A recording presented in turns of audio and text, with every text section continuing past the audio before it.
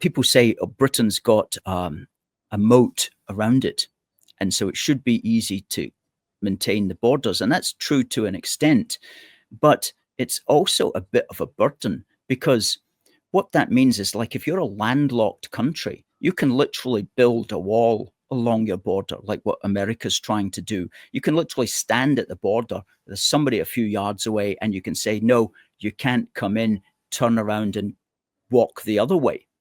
And you can literally do that with armed guards and the whole carry on. But in Britain, which is an island, we're actually got what the UN itself calls an unduly heavy burden, an unduly heavy geographical burden, because we can't build a wall.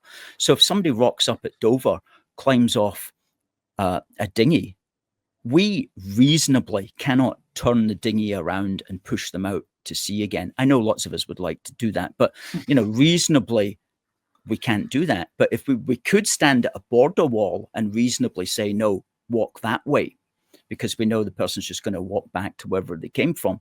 But when you're actually got water, that's an unduly heavy geographic burden that disadvantages us at the end of the day in the modern world order. It wouldn't disadvantage us back in the 1600s or the 1500s when we could just like shoot them out of a sea with a cannon.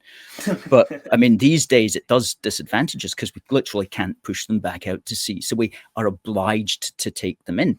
And so that's possibly another reason why they all get here, is because we have not realized that. We should have realized that. The time to realize that was in 2018 when they started coming, and everybody was like, what are we going to do now? What are we going to do now? We should have realized, oh, crikey, we're at a disadvantage here because of this channel.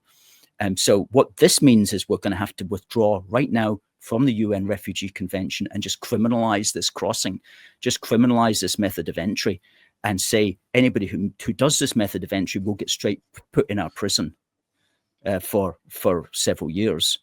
And that would have stopped it. But we couldn't do that because we were a member of the UN Refugee Convention, and we remain a member of the UN Refugee Convention. But until we do that, it's not going to change.